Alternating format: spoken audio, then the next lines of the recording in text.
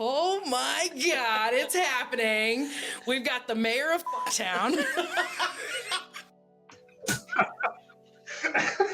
cannot start me like this. I cannot.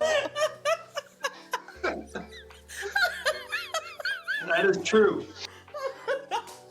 Oh.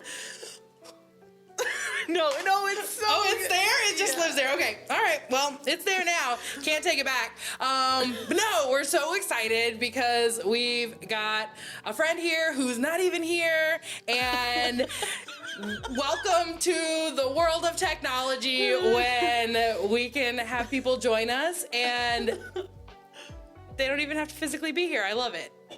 We're super excited to have Dr. Todd Marlo, who is with the University of Illinois, Look at you go. the College of Veterinary Medicine. Ooh. Wah, wah. And he is going to talk about eyeballs. Ooh, we love eyeballs. You're a specialist in eyeballs. You're an eyeball specialist. Otherwise known as an ophthalmologist, yes. That's a fancy term. I like mine better. All right. Mine's easier to spell. But I think before we go any further, because I think that we're going to cover a lot of great content tonight, I'm Amanda. I'm Dr. Olson. I'm Dr. Marlo. And we are Feces Laughter. This is gonna be good. I already It's can such tell. a great time. I'm so excited. Thank you for joining us for real, though. Oh, absolutely. This is pretty fun. I mean, I think so. Just started, but it's gonna be so far so good. Yeah, this is great. Do you do this often? No, not at all. Like I said, my last time I did this was on a PBS show, so I think this is a little bit different audience, but hey, let's go for it. You're our audience normally. It's just you, I think. No. This is not true. I've had clients tell us in the lobby, I really like Even your podcast. today. Yeah, even today. And today it was it was a teacher from my son's elementary school. And she said, "Oh my God, I love your son. I'm so sad that he's not going to be here next year because he's going to middle school. But I also love you guys' podcast." And I was like, whoa. Well, there you go. Look at There us. you go. I'm so excited. But I think before we jump any further into talking about eyeballs, tell us a little bit about yourself. Tell the people. Yeah, so tell me a little. Yeah, so from Illinois, I actually met Dr. Olson, which I was not Dr. Olson at the time, was Dr. Amanda, in veterinary school. We were in anatomy group together, and I remember when I met Dr. Olson, actually the first time, I was not even in anatomy. She yelled across the yard at the VTH or the vet school saying who she was and that she was going to be in my lab group with me. So that's how I got to know I Dr. just wanted you to be as excited as I was. Yeah, you were really excited. I was much more of a You shy weren't. child at that time, and you were so shy, and I think I scared you to death. you did scare the bejesus out of me. But then I think through bonding, traumatic bonding in the anatomy lab, because their other two, I don't even care if they listen to this podcast, their other two were rough to get along with. And Todd has trouble getting along with people. but me and Dr. Olson got together really, really well. So anyway, did vet school with Dr. Olson, graduated the same class as her. And then when she went down to North Carolina to practice, I went on to the University of Missouri, did my internship and residency there. So did 4 years there, then went down to Chattanooga and ran a private practice ophthalmology clinic there. And now I'm back up here at the University of Illinois as their sole ophthalmologist. I like to say run their ophthalmology service, but my mom always knocks me down and says I just am the boss of myself. So. I like it. No one would have known. You could have just went with it. Thanks, no Mom. one would have known, except Thanks, if Mom. June Marlowe's around, she knocks you down every time. He doesn't have any employees. He's just there by himself. So. And now you're just teaching the precious Precious baby vet vets. students, yeah, the vet students of tomorrow, or I guess the vets of tomorrow, not the vet students of tomorrow, the vets.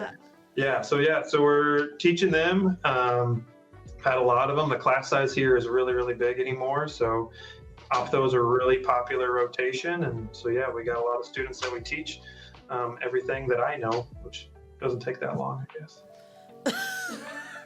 When you specialize, right? You You know a whole lot about very little. About something really, really small. I know a whole lot about hardly anything. That's what I say.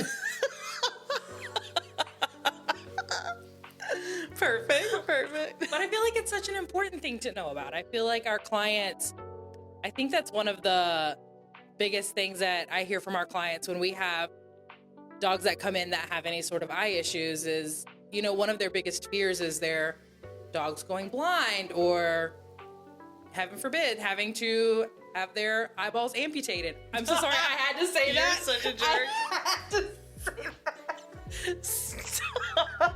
Yeah. Like, I don't even remember what Stop that's it. from, and I don't remember. I don't even know if we're offending anyone right now by saying that. We're sorry. So we are a very popular service. We stay really, really busy because people don't want to, well, a lot of veterinarians, so my clientele is referring veterinarians, and so a lot of veterinarians don't like dealing with eyes, and eyes are hard sometimes if you don't deal with them all the time. And so we stay really, really busy because, we try to prevent people having to have their eyes enucleated would be a more proper term. I do know that, okay? You know that I know that, right? I know that you know that, but yeah. I don't even remember what we're referencing right don't now in either. order to know how upset I should be that you said that out loud. I really don't. I was going to say something. Oh, about how I think it's really scary as a veterinarian because the condition of eyes changes so quickly sometimes. Yeah, absolutely. I mean, I've had a dog that had a superficial ulcer, which is like a little scratch on the surface of the eye. And the vet saw it that morning. And then within 12 hours, the eye had what we call melted or completely got infected and just gone into a full thickness perforation where it had to remove the eye that night. So within 12 hours, the dog went from just a little scratch to having his eye removed. Wow. So all you listeners, if you're veterinarians now, you can know why we don't want to deal with eyes even more. Thank you so much for the frightening news. So you've already kind of alluded to what a veterinary ophthalmologist is, but do you kind of want to talk a little bit more about what that specialty entails? Yeah, absolutely. So veterinary ophthalmologists, I like to say we're pretty rare. There's only about practicing about, I think less than 500 in the nation practicing right now. Wow, you're pretty cool. Yeah. Elite. Yeah, elite is what we like to say. No, my gosh, no. But so what we do, so you got to go through an internship, which is a 1-year program. And then if you're lucky enough, like me, to get a residency right out of your internship, you have to do that 3-year program right afterwards. And then you get to practice and take the most hellacious boards that you've ever had to take. So our boards, we have to do 2 surgeries in front of a group of 3 ophthalmologists that are asking you kind of rapid fire questions while you're trying to do these surgeries. And then you have to do a 1-day multiple choice question test and then a 1-day image recognition where they just flash a bunch of images in front of you. And you have to pass those. And so you got to pass all 4 parts and then you get to become a board specialist. But yeah, so that's what an ophthalmologist does. And then what we do is we work with, so like I tell owners, I treat everything but people. So we work with a wide variety of different species, anything pretty much.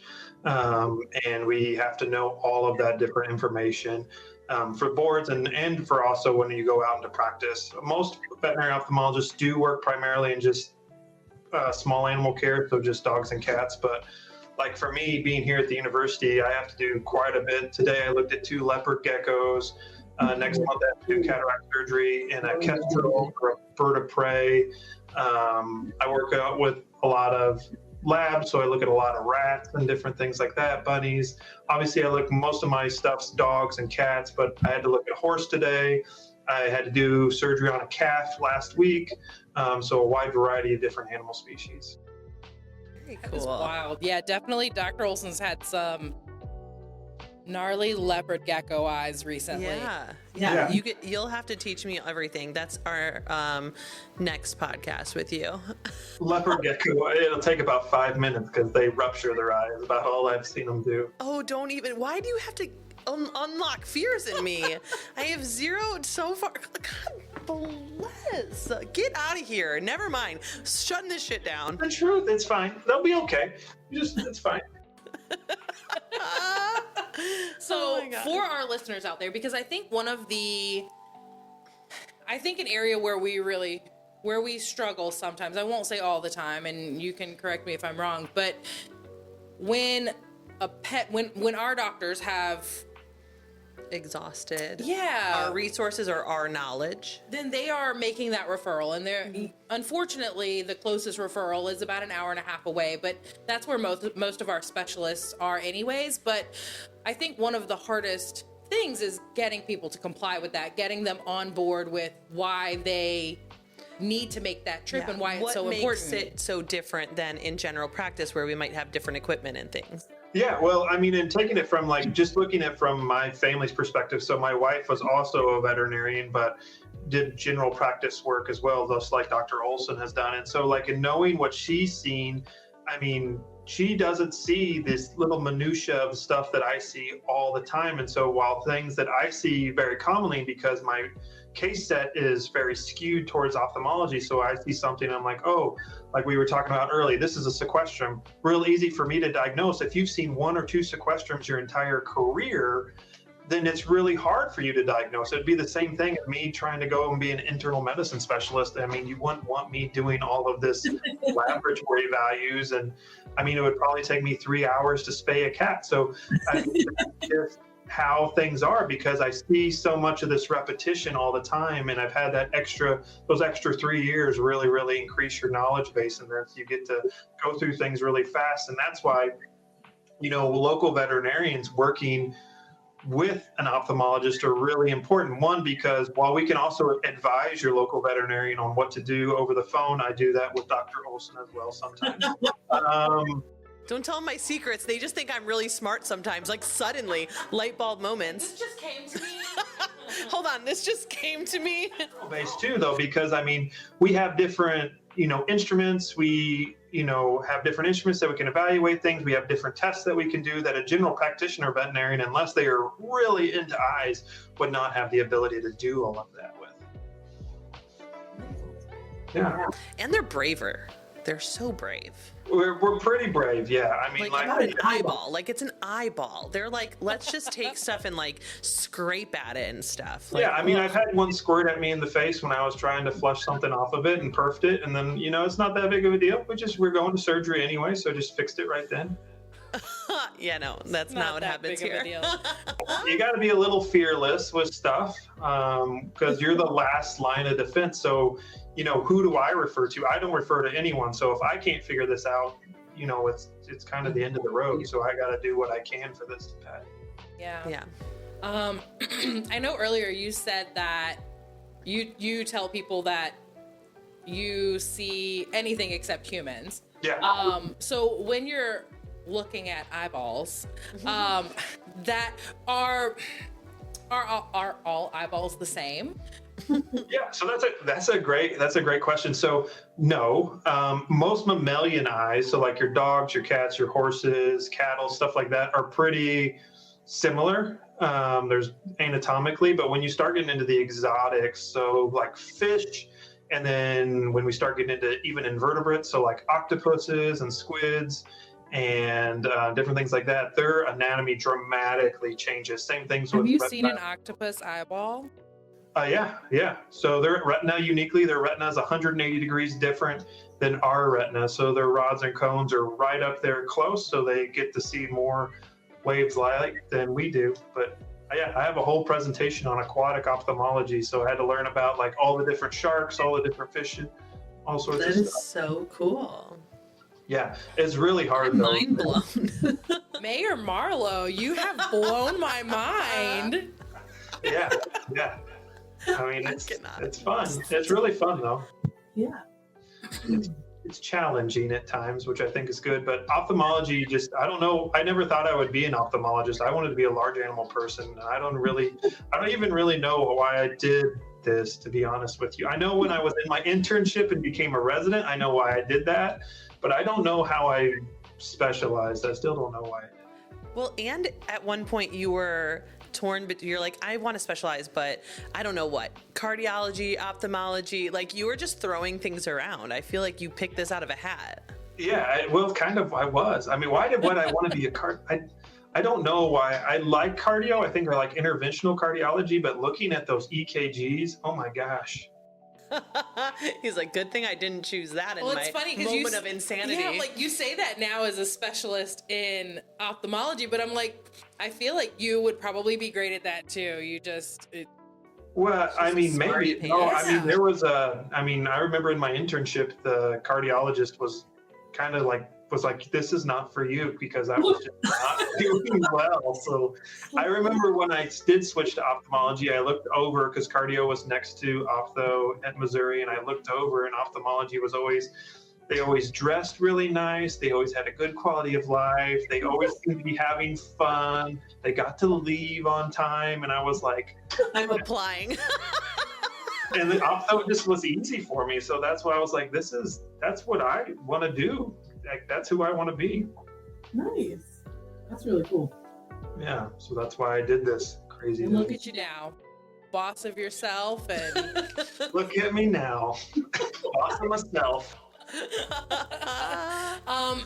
So I know that we see a lot of common eye issues here. Yeah. And I'd say probably the biggest one that I struggle with, even the discussion with owners, is probably, this is going to sound stupid to you, but like cherry eyes, like having the discussion that the surgery may fail is, I think, difficult, because the surgery itself technically is something that I don't want to say it's easy, but it's not like it's something that we're not capable of. But I feel like even when we do it, the same as we do in multiple pets, there's occasionally where you have that like older, like cane I feel like it's always like a cane corso or some sort of mastiff that wants to fail, and owners, it's really hard for them to understand why we recommend an ophthalmologist, or why we explore options like you teaching me how to do an orbital tack on my own Great Dane eye and things like that. So just like, if you can give a short little informational blurb about cherry eyes and what makes them a little bit challenging. Yeah, no, and then just today I had a 86 kilo, so about 180 pound King Corso come to me today for cherry eye evaluation, because the exact same reason. So in this area, they send to the specialist, which is me, for that. So just a little, it's all about experience. So like I said earlier, with me, if you had me do a spay, could I do a spay? Absolutely. But it'd take me 3 hours. So I do a lot of cherry eyes. So I have a different techniques that I have formulated kind of through reading through different knowledge and stuff, and how to do those. And I do them very quickly because I've done so many of them. But I think it definitely is something, in talking with owners, I've had owners that say, well, one, why do we need to do this? Well, the reason we do this is, one, it causes a little bit of irritation, but two, it's not an emergent thing. But if you leave it out for 5 years or so if it's just hanging out there, prolapse, it'll scar over and still have a decreased tear value. So that's why we don't remove an eye too. That's why a lot of vets will say, hey, we can just cut it out. Well, yeah, you have a 100% success rate. It won't reprolapse if it's gone. But down the road, when this bulldog develops dry eye and you send them then to me because you can't get a hold of it, as those veterinarians, I can't get a hold of it either, because you just removed about a third of those tears that I can no longer get back. And now we're battling that the one gland's not working. So that's why, we do the surgery, because we want to get the dog more cosmetically appealing, reduce inflammation and that irritation, and then also prevent down the road dry eye from occurring. Very cool. Yeah. So what are, I know cherry eye is a big thing that we see here, but what are some common things that you see as a specialist? Yeah, so as a specialist, so I jokingly tell people that I do cataract surgery and I remove eyes. Those are my spays and neuter of my life now. So cataract surgery is our big surgery that we do, because cataract surgery, you have to have a lot of specialized equipment. You got to have specialized training. So that is definitely a referral only procedure. And cataract surgery in dogs is done the exact same way. Dogs and horses, because we do horses too, is done the exact same way as humans. So same procedure. Then we take out a lot of eyes. So we do that as well, because like I said, that's our spay and neuter. But yeah, those are our two most common. And then other procedures that we do would be entropion, which is where the eyelids are really, really rolled in. They're causing irritation on the eye. Cherry eye or prolapse gland of the third eyelid. We do a lot of those surgeries. And then we do crazy surgeries like one I just did where we had what's called a limbal melanoma, and we're resecting part of the cornea and the sclera or the white part of the eye to remove this tumor and suturing things back up. We can also do long-acting implants for different horse diseases. We can actually implant stuff into the eye so it's good for 3 years. Those are all specialized surgeries that we do. Holy cow. Cool. Eyes are so scary. Why do you want to stare at them all day?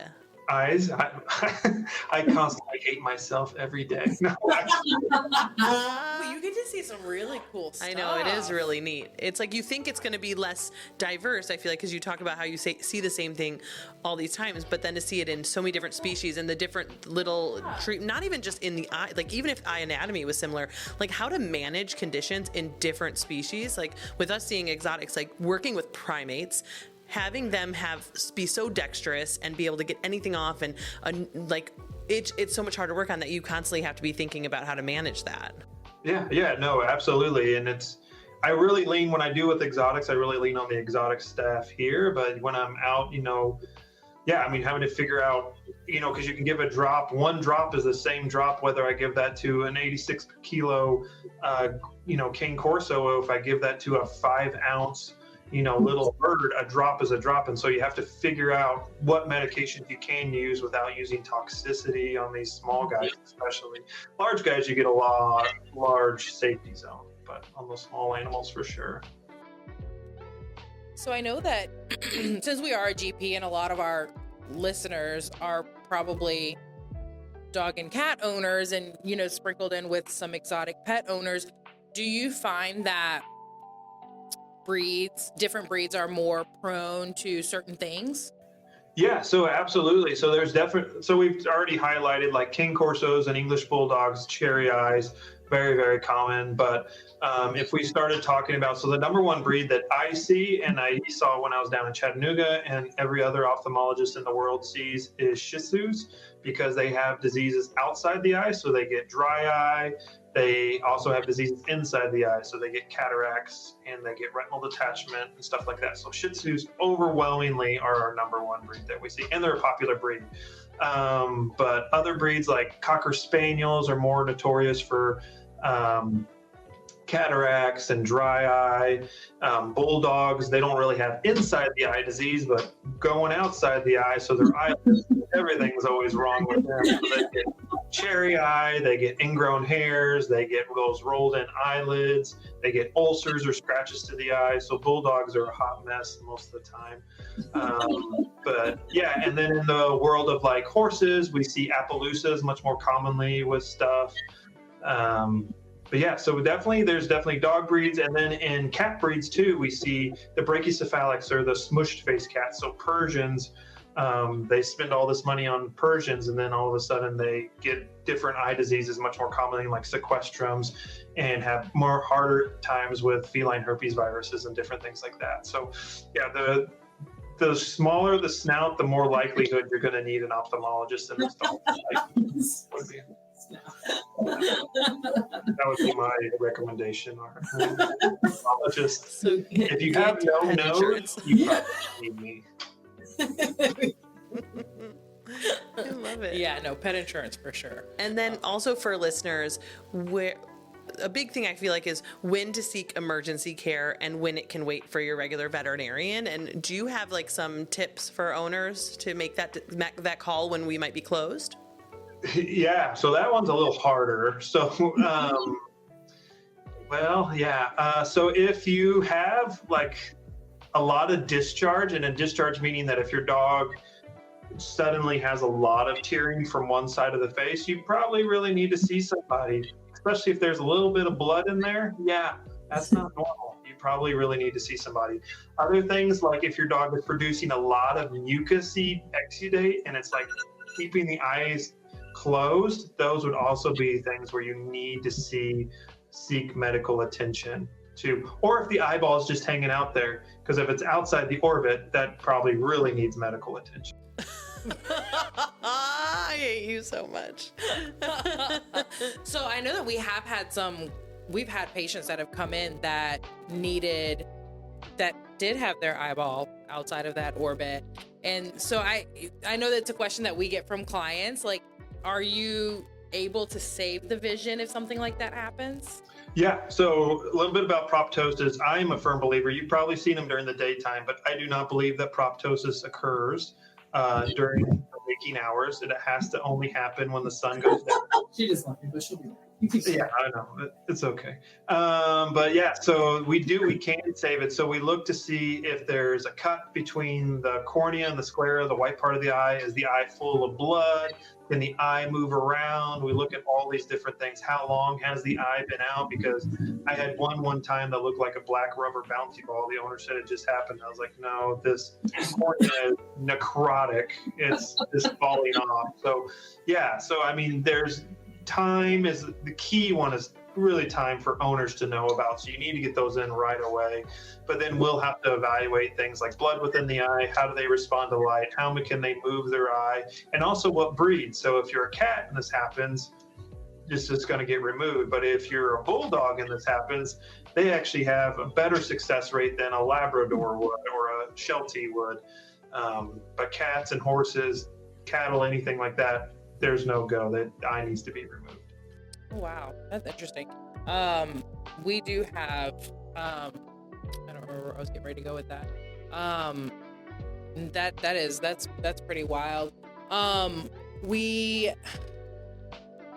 blew through me off. We have a patient that's in the hospital right now that has some very time precise blood draws that are needing to be done, and that's why her alarm went off. So she ran to go do that really quick. But are there, as an ophthalmologist, are there at-home like eye care routines that you recommend for clients with their pets? Yeah. So that's a good question too. So you can do so.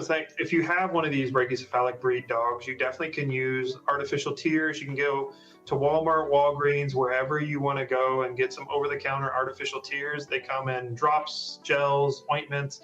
It doesn't matter. But I think if you have a dog that either has issues with dry eye, or you just try to want to be, quote, protective from like a pug from getting an ulcer when they go to the groomer or something, you want to protect those eyes, you can get one of those ointments and just put a little strip in that eye, and that'll help give additional lubrication to that.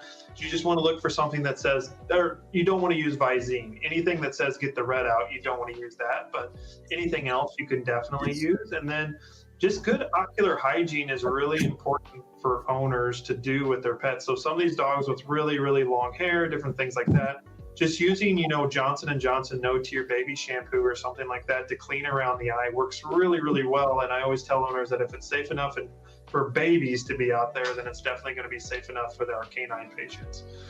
That's really cool. I told him that you had to run and do a very time-specific blood draw. But I was just talking to him about just at-home eye care routines that clients could do with their pets. So that is some really cool information. And then, I did want to ask, just because you had mentioned if something happens and the eye needs to come out, it needs to come out. Kind of going back to the very beginning when we first started chatting, I think that's one of the biggest fears that our clients have is their pet going blind or having to have an enucleation done. And so I guess coming from you, like what I always try to tell them, I feel like animals are so resilient. They bounce back from these things, but what do you tell a client if they have to come in and something like that has to happen? Yeah. So absolutely. So the first thing that I tell people is I'm in the business of two things, vision and comfort. So my first goal for you is to try to restore vision. And so we do things like cataract surgery and stuff like that. But if that is not an option, so let's say we have a dog with glaucoma, which is a high pressure within the eye, they have cataracts and they have a retinal detachment. So we found all that when we did our cataract testing, so that we're not going to be able to restore vision. No matter what we do, vision is not happening in this dog. So then we have to restore comfort. And so we do that through either medicine Or if medicine fails, or if the dog just wants to bite everybody and is really difficult to medicate, then we do things through surgery. And I describe it to owners that if you had a finger that was broken and constantly broken and couldn't use it, but it was always painful, you would want to have that finger removed so you can move on with life. The same thing with our canine patients. When we have an eye that's there that's just really painful, your dog is not seeing out of it. I'm not taking out visual eyes. There's only been a few instances where we've had to take out visual eyes, and that's due to massive tumors or cancer that's within the eye. But we take out these eyes when they're not visual anymore. And so for the dog, we're just removing a source of pain. While it's really hard on us, the owner, for the dog doesn't care what they look like, and they just want to be pain-free. And I remember when I was in my residency, I had an owner that had a Cocker Spaniel that had waited for an incredibly long time with this glaucoma, and they thought the dog was just getting more lethargic as we were aging. And we finally convinced them to remove both eyes. This dog had glaucoma affecting both eyes. So I removed both eyes.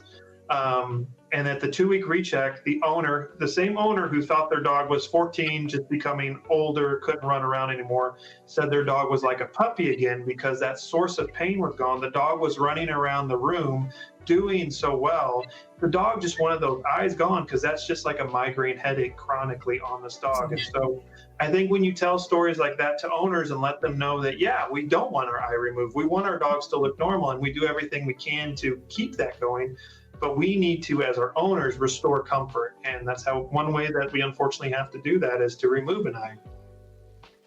And that reminds me of our old boarder who would always come, and they were pretty aggressive. Like, it was hard to leash them, to walk them, and they were constantly trying to bite. To put the eye drops in was terrible. And they finally did allow enucleation of both eyes. So we took out both eyes, and that dog was so sweet afterwards. Like, it was so painful all the time. And especially when you're trying to apply drops and might be holding him and coming towards his head, like, he was so uncomfortable. And after that, he did so well. Like, he would come in and prance into the door like he knew the place. Like, it just was a totally different dog. And seeing that was such a relief to the owner, because it was, to them, they thought it was going to be scary visually to look at their pet who they've seen for 10 years with both its eyes. And even through glaucoma, the eyes changed, but they were still there.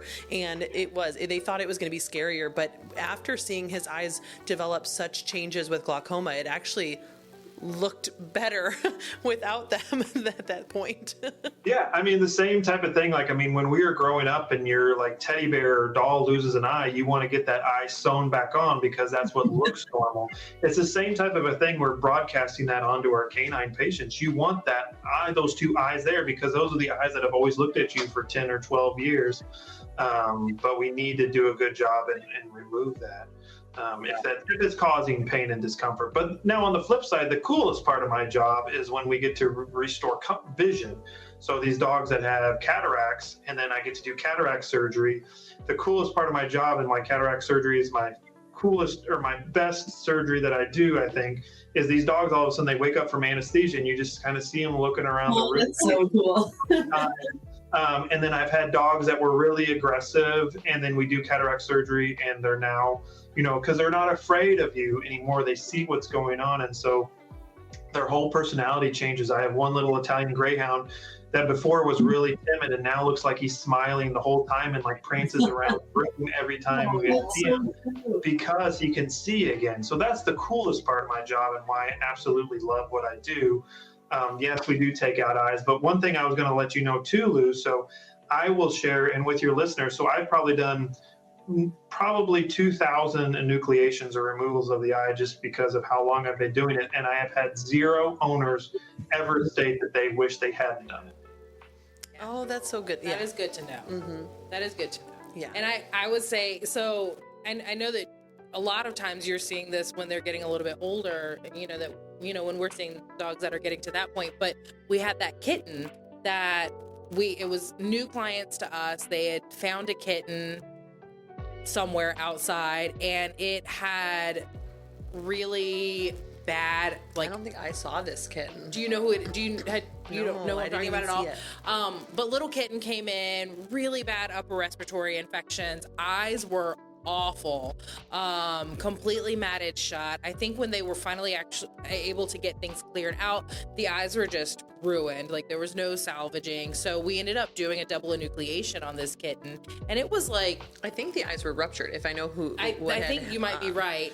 I don't know what was wrong with that. But came in after the surgery to start its vaccination series, and just the sweetest little thing. And they said she's doing so well at home and gets around just fine. And so I don't know. I think it's really cool. That's why I try to share with clients. I'm like, you can make adjustments in your home to where it's a little bit easier for them, or don't move things around, especially if they're older. They're used to where things are already placed, and just making sure that you've got it set up in a manner that they're not going to hurt themselves. But no, I think it is really cool how resilient animals in general are, how they can bounce back from these things. Yeah, no, I completely agree with it. Yeah, it's really cool, and young animals do better than older animals in that regard when they suffer trauma like that. I mean, I have animals that are born blind, and you would never know that they're blind. That's just how things are. They attack the other cats and do just fine. Marco Polo. That's what I'm envisioning. I had a question. I don't know if you guys hit on this when you guys were talking when I had to step out, but I have a lot of owners ask questions about tear staining in their pets, and like hearing about probiotic use and things to help reduce the appearance of it as like a cosmetic thing. So I didn't know if you had anything on that. Yeah, so tear staining, or otherwise known as epiphora, is probably the bane of my existence, because that is a really hard problem to solve. So you can do things like probiotics. That's definitely one thing you can do. You can give an antibiotic, which works fantastic, but then you have your dog on chronic antibiotic use, and so you don't want that. We also have a surgery that we can do where it's called a medial canthoplasty, where we kind of remove the hairs in the middle part of the eye here, and we close it down just a little bit to prevent those tears from getting wicked onto the face. So we have a couple things that we can do, but sometimes I just tell owners, this is just your dog. Like, I can't do anything. This is just your dog.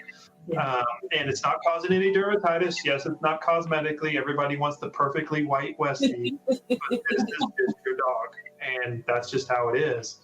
I try to not do those surgeries for just purely cosmetic reasons because the owner wants it. You know, I like to do them whenever the dog has actual dermatitis or something like that. But yeah, no, tear staining it's a tough one. That's a real tough one. Especially in cats. Tear staining in cats is, that's terrible. It's terrible. Really? I don't see it. And I guess maybe we don't really have many light colored cats, or like these like fancy. Yeah. Apparently, I'm the only ophthalmologist I feel like that gets it, because I talk to other ophthalmologists at conferences, and they're like, yeah, we see 2 a year. I'm like, I saw 2 last week. Like, this is followed me from Chattanooga to up here. It's like the caseload. I don't know where I go. It's cats that have this tear stain. So. Oh man, I don't know. Eyes are really interesting to me. I like to whenever the doctors are doing something, I'm like looking over their shoulder, trying to see it. But this has been really eye-opening. Oh, I see what you did there. Get it? I went there. I went there. Anything you feel like I've missed? Anything that you want to chat about that we didn't cover? No. The only thing, you guys didn't ask me what my most interesting case was. That was the. But do tell. Well, you gave me so many interesting cases that I was working on an elephant, and I was up on a ladder, and I was pushing the lens back behind I was trying to, couch the lens and push this lens back behind the iris so that the lens wasn't in the front of the eye. And the elephant had a brain tumor and would sway back and forth. And my hand was up on the eye, and I didn't want to let go until the pupil constricted so that lens didn't come back forward. And so then my hand got between the bar and the elephant's head. And that was the only time in my life, I couldn't move my hand at all. My arm was just there. I mean, what do you do with the elephant pressed up against your hand at the metal bar? So I just had to hold my hand there, and then the elephant slowly moved to the other side, and I kind of followed with him and then pulled my hand when he swayed back to my other side. But I was up about 10 feet in the air, too. So that's That's so cool. Scary, but that is so cool. Yeah. Elephant. So that was pretty fun. The elephant did have a brain tumor, so they said if he seizes, they weren't going to be able to get him up. And I was like, I don't know what I'm going to do. You're like, I'm sorry, I do eyeballs. I don't know what. Gotta go. I can check out his eyes while he's down here, but that's about all I got. Well, good. Well, this has been fun. Yeah, thank you so I so know. much. This is great. Don't worry, we'll call on you again, I'm sure. Oh, okay. All right. Okay. Absolutely. Guest for your guest panel. Yeah, no, this has been super exciting. Thanks so much for taking some time to chat with us and talk some eye stuff. All right. Bye. I guess. Bye. Bye, Mayor. He's got You're mayor more than leave welcome. duties. Yeah, no, all right. Well, you go take care of all of your employees and your Busy guy. residents of town. So, and we'll, all of you listeners, thanks for joining us. We will catch you on the next episode. And thank you, Dr. Marlo. We'll catch up with you later. All right. Bye. All right. Bye. Bye.